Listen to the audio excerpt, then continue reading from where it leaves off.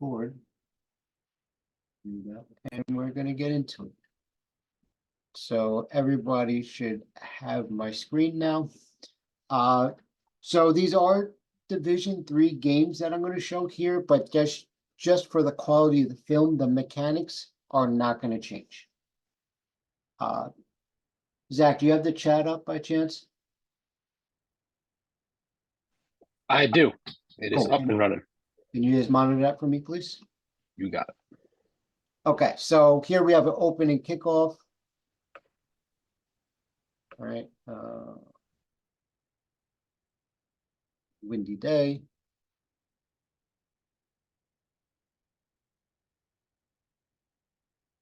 So here, we're gonna notice where the short wing is, right? We're on the pylon, we're at an angle. We're at an angle, so if that pylon is threatened, we have position to rule on if the kick went out of bounds or if it went into the end zone. Obviously, a big difference between a touchback and a kick out of bounds. But watch the line judge here. The second that ball is caught, he's taking off. Take our time here. Let that cushion develop, okay? You could be 15 or 20 yards behind a free kick.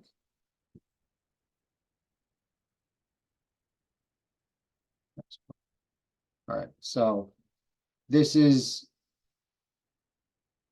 a sideline catch. How do we work together with our deep wing to make a ruling on a sideline catch?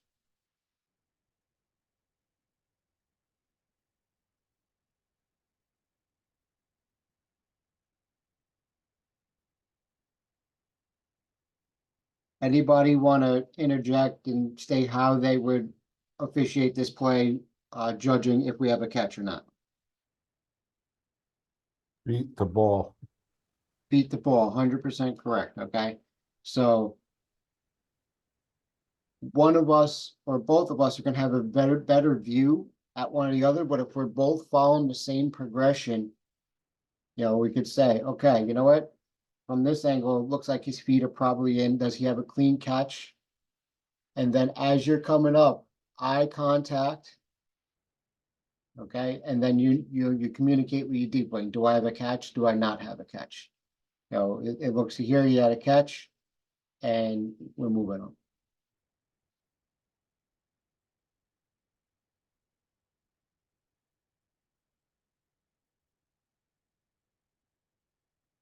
Not too far.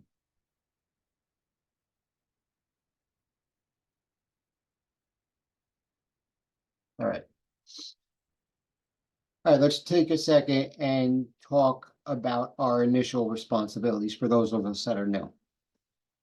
The deep wings have the outside most receivers, so we don't have to worry about them. But being 6 officials, we have 1, 2, 3 players we have to account for with only 2 officials. In our high school game with no back judge, 3 of them are to our side. We're kind of in a rough spot here. So you have to zone up pretty quickly. Our progression is going to go snap, meaning there's no false starts, there's no offsides or anything like that. We're going to read that tackle. Okay, we're just reading that tackle for run versus pass. We're going to have help on, depending on, which way they're going, on the tackle from the referee or the umpire. And, so we don't have to watch him too long for that hold, but, we have to peek at it to read the play. Now, we see that wing back taking a step up.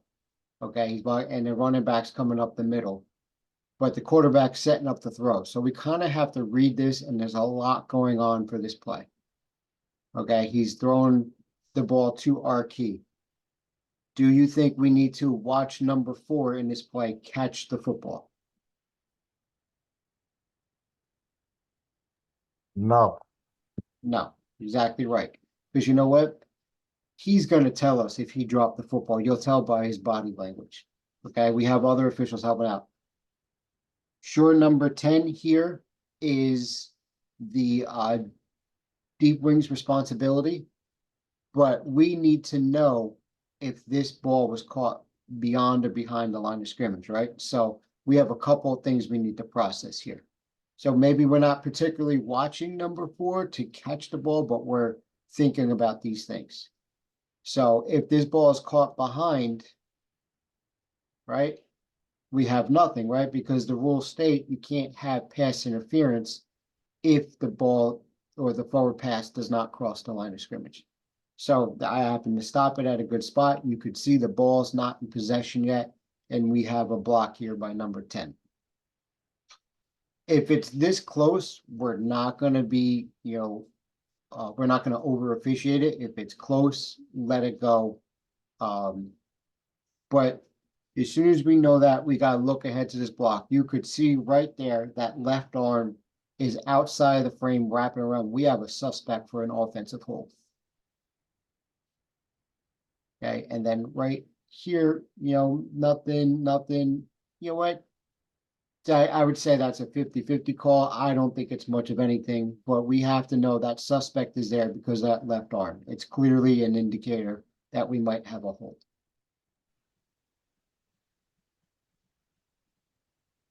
Hey, Steve, I have a question. Sure. The short wing at the bottom punches forward at the ends. Do you know why they did that? So I think that's a mechanic based on their conference. Okay. I know it's an older mechanic that they punch forward, that it was a forward pass, but behind the line of scrimmage. But we don't do that though, right? That's not our mechanic. We are not doing that, no. I have another question. Sure. How do the short wings talk to the umpire about IDP down the field? Since the umpire is in the defensive backfield now, we don't have it here because the ball's behind the line. But is there like who's primary, who's secondary? Say that ball were to cross the line, like how would that crew of 3 officiate that? So that's a primary call for the short wings. Okay, that's on us as short wings because we're holding the line of scrimmage. We're not moving off that. It's easier for us to judge 2 versus 3 yards beyond, right? Obviously, if you're talking about, does that work? No. Number 77 here, he's clearly well beyond 3 yards, right? The umpire could help with that one, but he also doesn't know if the ball is behind or beyond when it's caught and everything like that. That's why it's primarily on the short wings to make this call. So we're asked to do a lot of short wings. I could tell you my batting average on ineligible players downfield is not very good because there's just on a play like this where everything's coming at me, I'm not going to have a chance to get this. You know who has the best chance? The short wing at the top. Everything is going away from him, so he can make a better ruling on this. Make sense? Yes, thank you. Cool. Hey, Steve, another quick question on this play. Sure. How close was the receiver to being offsides? At the very beginning, I see him lining up at the ball almost. Number 10. Right here. Yes. So it's tough on this angle. You could see the head linesman here is leaning a little bit, so it's probably tight. My preference is, and Zach's a short wing on my crew. I've asked him not to lean. What I would rather him to do is take a small half step to his left in this scenario to give him a view. Okay. Early in the game, hey, 10, you got to back up a little bit. As he's coming out, we should be in this scenario giving him our right leg, telling him where the line of scrimmage is. You don't want to be over technical with this. We don't have anybody pressing him. There's no advantage gained. So preventative officiate, talk to him, and don't over officiate. Answer your question? Yep. Thank you. Welcome. Okay, good stuff.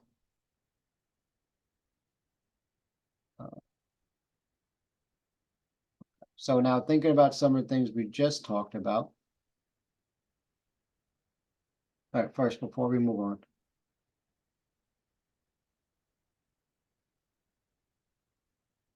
What do we think about this formation? All right, it's a little tight, right? Our wing at the bottom isn't punching. One thing I noticed about this crew is they'll punch and then they drop it. Our mechanic is when we're punching this receiver all the way at the bottom off, we're holding that until the snap. Okay, so make sure you put that in practice.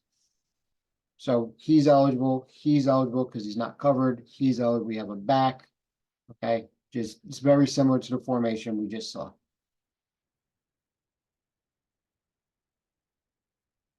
Okay, so once again, we're holding the line of scrimmage, right? This is going to be very close. And if you watch kind of where the 3rd and 7 is, you're going to see a block that, you know what? Maybe that was offensive pass interference. So we're not going to be able to make that call. Okay, so let's see. The ball's in the air and that block's initiated, right? So we're never going to be able to get this foul. However, our deep wing might have seen the block and might be coming to us. Hey, did that pass cross the line of scrimmage? We have to be able to give them that information to help out. So, like I said before, it's a lot to process. In this scenario, we're not worried about this block. We could pay attention to that pass. Okay, and then again, finish the play. Maybe not so quick, but that tackle happen and keep that cushion. So if this tackle winds up pushing towards the sideline, we're not getting hurt.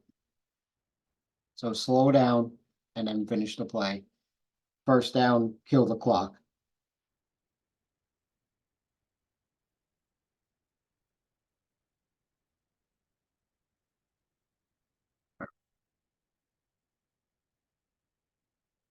All right, so we have the line judge at the top. He's punching off. Like I said just a second ago, we're holding to the snap, but just watch his action here as the play develops.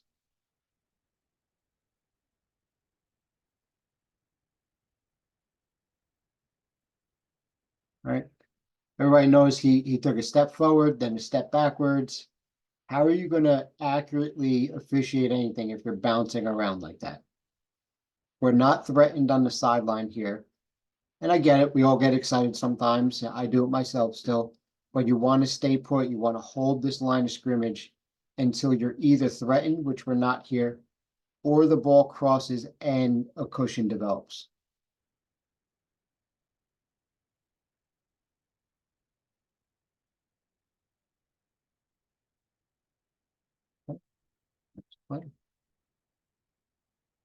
All right, very similar. I don't know if anybody's heard this before. I've heard it a number of times, but as officials, especially as we're younger in our careers, we tend to go too fast. We move too much. We want to do too much. I've always been told, slow down, slow down, slow down. And when you finally feel like you've slowed down enough, slow down some more. So just let's watch the headlinesman at the bottom here.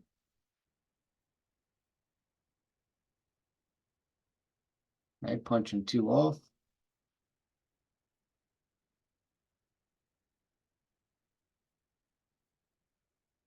Right, he's right on top of that play, and then he finally stops. Like I said, that one gets close to the sideline. If he gets pushed out, you know what? Our knees and ankles are in jeopardy there. Just take your time.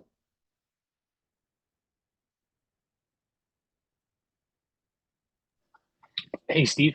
Sure.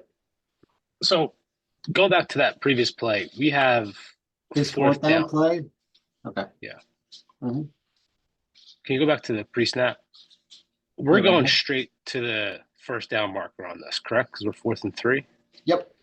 I actually snap, have yeah. I have one of those a little later. I didn't notice that it was 4th down on this play. But yeah, exactly. On 4th and 3 or less, and the team is not punting, we officiate the line to gain the same way we would in a goal line situation from the 7 and in. So our first step should be right here to that front stick. Good point, Seth. And what would you be doing with the clock status here? From a communication standpoint, would you be doing, because we're under one, there's timeouts remaining for Wartburg. They have one timeout left. Right, so aware of the situation here, okay? Wartburg is down, so obviously they want to score. Okay, that was one of my notes I missed, so thanks, Zach.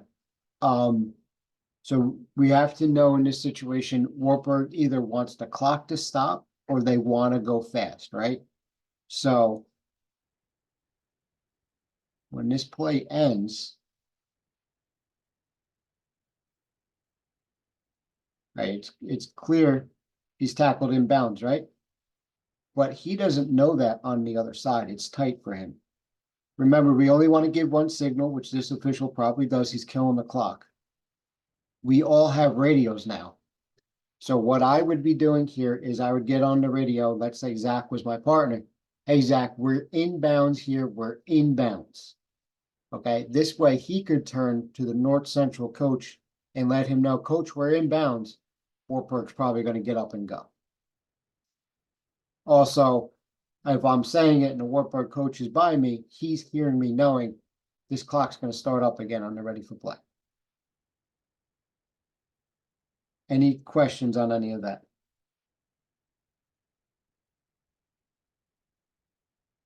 All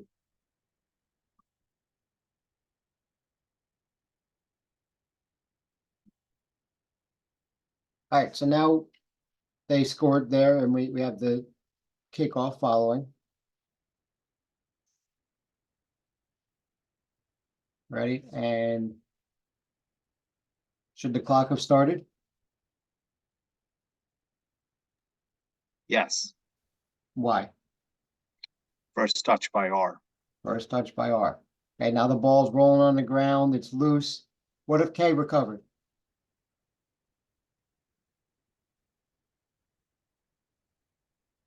Right? K can legally recover this ball, right? Even if R didn't touch it.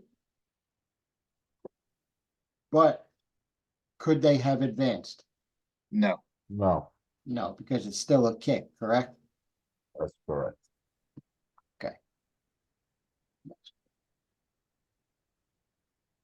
We're going to jump to this camera.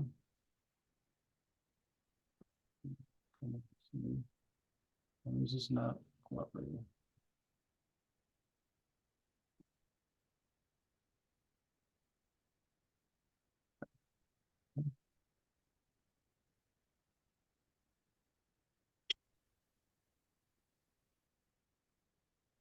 Okay, now it gets tough, right? Quarterback starting to scramble towards us, and that sideline's going to be threatened. So what I like what this line judge does here, and the same thing I would do. If I know it's the quarterback coming at me, I want to try to back up as far as I can prior to moving in the offensive backfield. This way I am in position to cover the line of scrimmage. Okay, now he crosses, eyes are right on the runner. We give a hit. We have, the quarterback into the opponent's bench. This line judge, I think, does a nice job here, turning and watching the out of bounds action while moving to the spot and making sure nothing happens. Our deep wing should be coming, but we're right there. He looks like he's getting on his radio communicating something. Not quite sure what, but I like his movement there, his action to watch the out of bounds action with a player in a white jersey going into a bench full of black jerseys.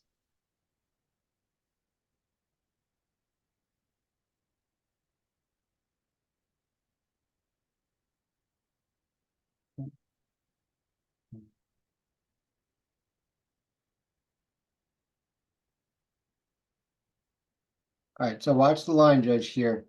I've done this myself. We like to own spots as short wings, but we're snapping from the 11, right? We have our deep wings on the pylon. So he does a nice job moving with the action and realizing and freezes. He just stops, and then he's officiating dead ball action. Something might be going on. He's getting there if he has to. But knowing his field judge is on the pylon, he doesn't try to steal the spot. He doesn't do anything like that. He just freezes and keeps his eyes up for out of bounds action or dead ball action, I should say.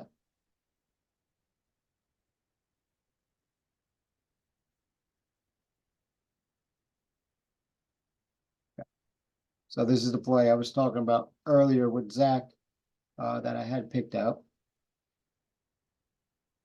So it's 4th and 2, so 3 and less, right? You're going to officiate that line to gain, like it's the goal line. All right. Now let's look at this situation. We're fortunate enough to Hey, have. Steve, we got a question in the chat here. Oh, real sure. quick. Yeah. All right, so we have a question. I guess the play where the line just had 2 players off on his side, he held up 2 fingers. Does the NJFOA have a mechanic to relay this across field? I believe the question is if we have 2 off the line, are we Yep. doing 2 up and 2 back? Yeah, so I'll hold 2 over my head just to make it clear to my partner I'm doing something and then punching back. I'll hold 2 fingers out while I'm punching back as well. Maybe a little bit of a waving motion.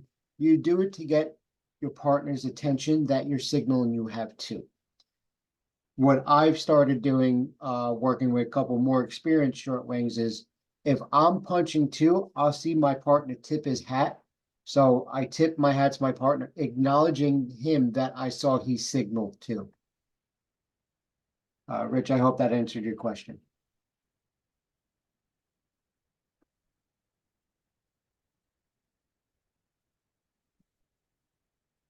All right, so as I was saying, we're fortunate enough with this film here. We could see the situation. We have 34-27 with 2:42 to go. It's 4th down. Okay, 7-point game. This is going to be a big play, right? Obviously, they want to score a touchdown to try to tie the football game. Time's starting to become a factor in this football game. We know they're going for it. So it's a big spot. It's a critical spot.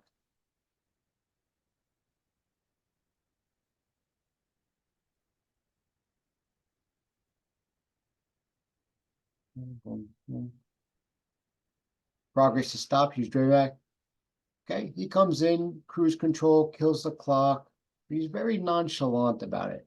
This play is a huge play. I would like him to crash a little bit harder just to, get in there and, coaches are going to complain either way, but it sells the call a little bit more. Okay.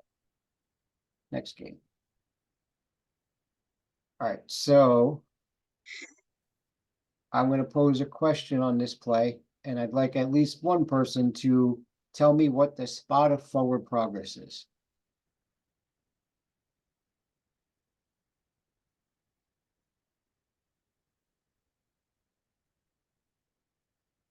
Where should we next place the ball? This is the 25. 24-yard line. 24-yard line's 100% correct. Yeah, Because 24 as- in the chat. Yep. So that's where contact is made and he's driven backwards. We're going to give him what he earned, and that's where that point of first contact is. So I watched this. I was very happy to see we put the ball in the right spot. Next play. Okay. So here we have a punt return for a touchdown. Not a whole heck of a lot to talk about on this play. It's just there was great hustle here by the line judge to keep the cushion throughout the play, knowing he has coverage of the goal line in this situation. It's just, a great example of hustling and being mechanically sound.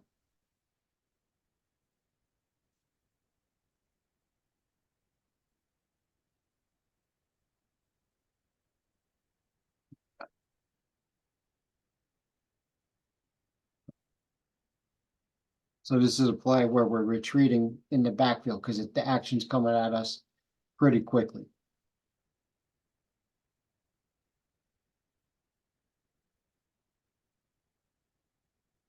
Okay. And then finish the play.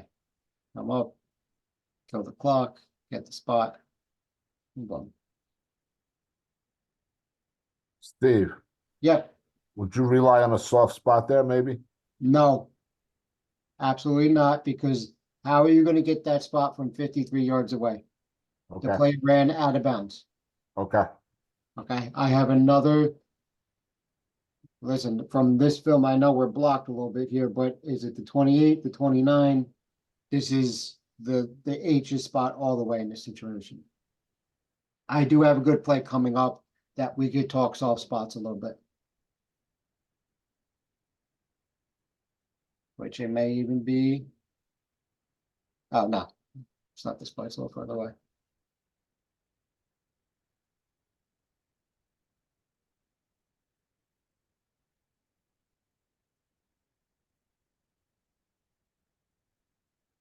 Okay, critical spot.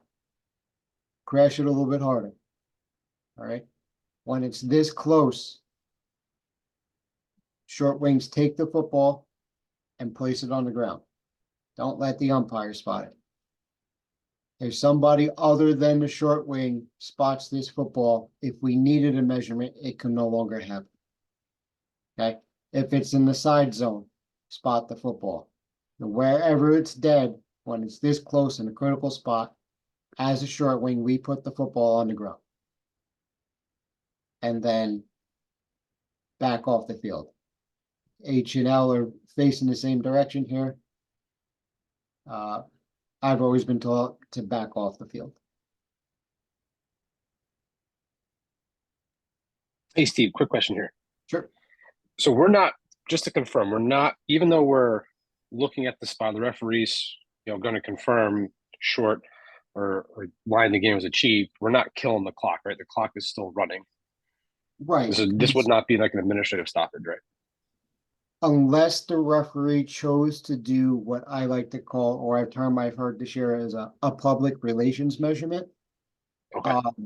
We're not stopping the clock. As a short wing, I know if this is a first down or not. I'm gonna tell my referee, hey, Stu, this is fourth down. Hey, Stu, this is a first down. I've even done, hey, Stu, this is fourth down and it's close. You may want to measure this. Hey, do you want to sell this one? Help your referee out a little bit. We know where the line to gain is much better than he does. Hey, Steve, to your point about what the line to gain is, we've established a convention on our crew that whoever's opposite the chains, before every play, just gets on the 0-0 and says, in this case, ball's on the 25, we're going to the 24. Puts it at the top of everybody's mind exactly where that line to gain is, and prevents the guy who's with the chains from that embarrassing move of turning around to see what the line to gain is. If that's what works on your crew, great. I know Zach likes to do that on our crew. I leave that up to the short wings to do that. When full disclosure, that's me with the H on my back here. When I'm working this game, I'm not doing that. I'm telling myself, here's the line to gain. I'm trusting my partner or myself when I'm at the top to know where the line to gain is. But if that works for you, 100% keep doing it. That's personal preference.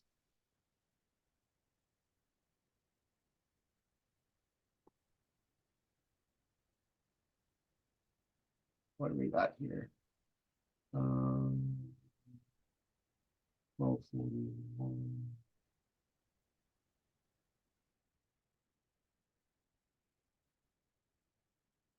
Okay, so we're snapping the ball from the +5, right? So we know our first move is to get to that goal line, and we want to get there and be well off of the pylon at the end, so we have room if that play at the pylon happens, we're safe. You can see the line judge at the top is a little bit off the field for that purpose.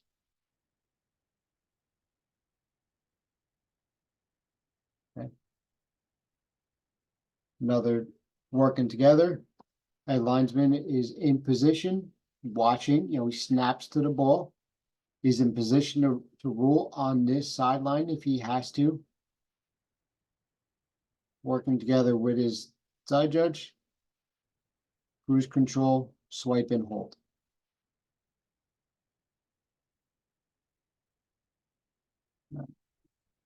This is a fun play.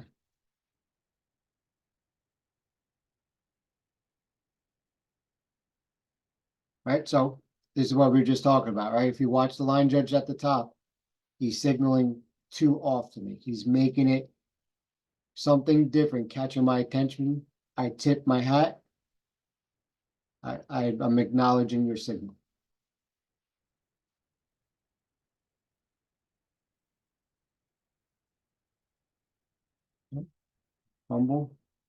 Fumble, okay.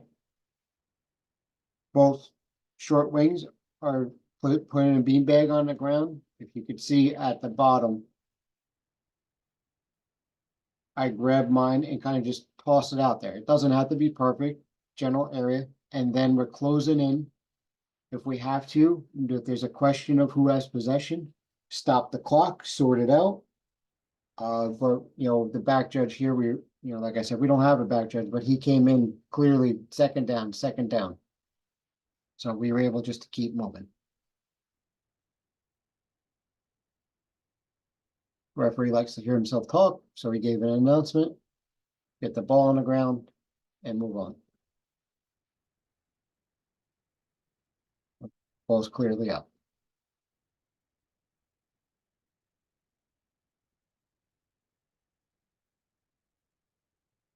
Okay. Another kick play. They're staying on the pylon until the kick is over. Line judge's game is very good official. So you can see he's nice and patient at the pylon. When the kick is ended, gives a good wind signal. Lets the play develop. Now he starts moving. They got a 15, 20-yard head start on him. And this is not a critical spot. If we put the ball at the 30 versus the 31 here, nobody's going to care. Okay. So this is a play where I like to say just be better than me, and it has, we'll watch the play, but it has nothing to do with the play, and I'll show you where you got to be better than me.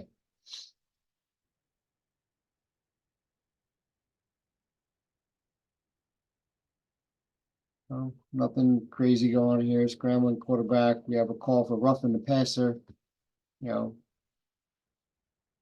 But we come here.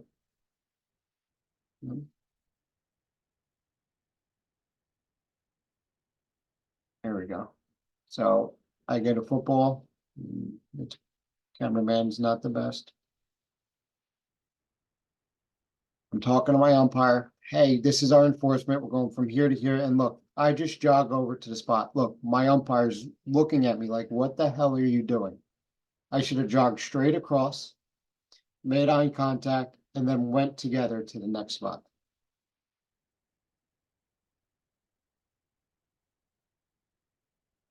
So just be a little bit more clean in your penalty enforcement than I was on this play.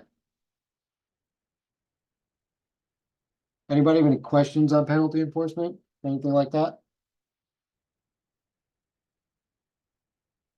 No. All right, we're zooming through these plays.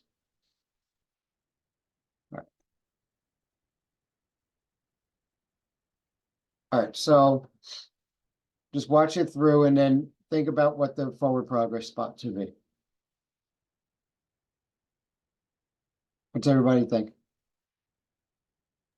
Say the 10-yard line. 9-yard line. 9.5, somewhere in that area. Yeah, 10, 9.5, 10. Does anybody agree with the 11? No. No, right? See, my line judge, he goes right to the 11. He goes too fast. This is a play that the official at the bottom of the screen has the spot all the way. Okay. Nothing else going on. You have the better angle. When it's driven back at you like that, it's an optical illusion. This is when we rely on those crossfield spots or soft spots. So Now- Steve, in a situation like this, so we made the line to gain, are you spotting that ball at the 10 or the 11 or the 10.5, please no? The proper spot, in my opinion, is the 10-yard line. Okay. Okay, so here's a question I'm gonna propose to the group. All right, it's 28-0, but we only have 30 seconds left in the half. How do we communicate this spot? Okay, you clearly got your line judge going to the 11. I'm not on the screen, but I'm at the 10. How do we make sure we get the spot correct? Get on your radio. Okay, Get So on the now- radio. My spot on the 10. now here's a caveat. I did exactly that. Our radios aren't the best. They didn't hear me. What do we do then? First and goal. I agree it should be first and goal, right? Because first down at the 10 versus the 11's a big time difference, right? It's a difference between being able to get a new set of downs at the 1 yard line. But how do we communicate that if our radios aren't working? I'd come all the way to the short wing on the opposite side. Talk to them. I mean, that's how we did it before there were radios. With 25 seconds left, you're gonna stop the game for that? Well, we stopped it because it's a first down. Yeah, but they're getting right up on the ball and they want to keep moving. Like you said, critical spot. Wave to the chain crew to move the chains. Right. No, So no, you can't move the chains from your side. You can't do the agent, the agent job from the L side. So my whole point was just to spark a conversation. I don't disagree with anything you said, but I could have just got on my whistle real quick, went to my umpire, hey, Mike, spots the 10, and then moved on. You want to be efficient at it. You don't want to slow down the whole game to fix this spot, right? But you also want to make sure to get it right. The 11 versus the 10 is a big time difference. 25 seconds to go. Team in possession has no timeouts left. You stop the game, even to fix it. The defensive coach might complain that you gave them a free timeout, right? Even though it was stopped for a first down, you don't want to give any kind of illusion like that. So go back old school. Yes, it was stopped for the first down. Get on your whistle real quick. Give it an extra couple toots. Hey, 10-yard line, let's go. So the whole point was know how to communicate your crew, know how to work together. You know, in my opinion, the umpire, when he got the ball, he should have been looking at the opposite side anyway to get the spot. So he comes this way, puts the ball down while looking this way, and then, you know, he's on the other side than we have him, but he gets out of the way. Good discussion. So another comment about this spot. So early in my career, I was very particular about spots and not shy about, putting it exactly where I thought it ought to go. And then I met a referee who insisted that he would never spot a first down somewhere between the 10 and the 11 going in. It's either first and goal from the 10 or it's first and 10 from the 11, and it's not, first and 10 from the 10 and a half. Thoughts on that? Yeah, and it's probably going to depend on who you talk to. My opinion is this: if it's a change of possession, we want to put the ball on a line, right? Have a clean first and 10, if we can, on a big line from the 20 to the 10, from the 19 to the 9. I agree with that 100%. In between, second and third down, put the ball as it lies. In this scenario, it's tough. I would probably err on putting it at the 10 instead of the 10 and a half. But sometimes you can't do that. And we can't always put the ball on a tick, right? We had a critical spot earlier that we saw. Coaches are going to realize if we're always putting the ball on the tick, we have 160 plays in the game. The ball's not always going to land on the tick. So second, third down, especially critical spots, third and fourth down, 100% ball where it lies. If we have fourth 1 and they only get half a yard, unfortunately, that new series is starting at the 10.5. But for the most part, if you can put it on the 10 or 11, I would. Yeah, Not his point was that he never wanted to do a measurement inside, between the goal line and the 1 yard line. So either make it 1st and 10 or make it, 1st and goal. Which I understand. And we probably could avoid that situation. I don't want to tell you one way or another because another referee might want something different. I know talking with, supervisors and stuff like that, they want me to put the ball where it lies. Unless it's a change of possession. So here, from what I was told my supervisor wants, he would want it on the 10.5. So I know it was a roundabout way of addressing your question without answering it, but that's the best I could give you, really. Our stripes are black and white, but lots of other things aren't. Yeah, our rule book isn't exactly black and white now, is it?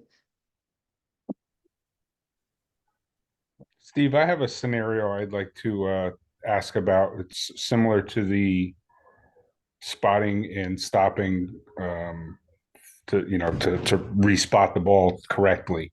Okay. This happened.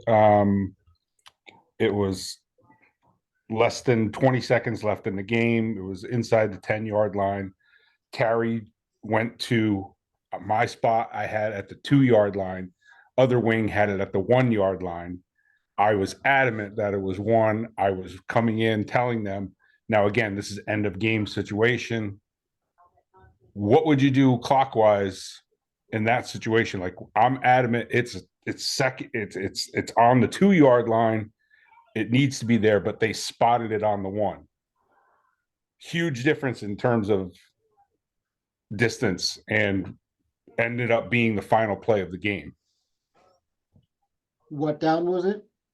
It would I don't think the down mattered at that point because clock was running out. So it wasn't, They had another play it would have been the last play of the game. but They it had wasn't another like, play. it wasn't like this scenario where they achieved a first down.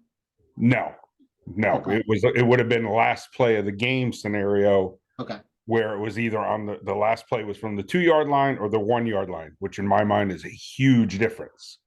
I can agree with you there, but let's think about this a little bit differently. To that team trying to score, what's more important? Having the time or having the yard? Well, it was going to be the last play of the game anyways. They would have gotten the play off. They had So- plenty of time to get the play off. But in the chaos of spotting the ball and all that stuff, it was spotted incorrectly at the 1-yard line. If it's something you could get fixed quickly, I would. If not, I'm not stopping the game there. Okay.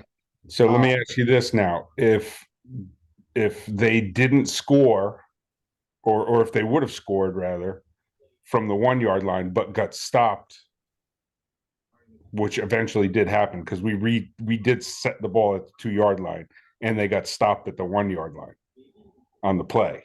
Okay. The defense was like, why are we stopping to reset the ball, when in actuality it actually helped them. Right. But They would have scored. so we like to say the football gods were on your side on that. on that. Sometimes we're really in a no-win situation. That's kind of the way I felt with it. It was, I thought the spot was more important because I knew that, they were going to get the playoff regardless. Right. But if you stop it and you fix it, even though it's starting on the ready for play, the coach is going to argue they wouldn't have gotten the playoff if you didn't do that. If you don't, it's just a no-win situation. Sometimes we're in a situation where you make a call, one team loves you and one team hates you, and that's sometimes how it is. And sometimes That's every it's the call, nature isn't of it? what we do. That's going to be your judgment in that situation. Your judgment was to get it fixed. And as long as you did it efficiently, I have no problem with that. Yeah, it didn't take long, that's for sure. Yeah, so, But it It's- definitely affected the outcome, I think, yeah, so in the right way. yeah. So like I said, sometimes it's just tough. All right. Okay, thank you. No problem. Anybody have any other questions? We have a few minutes.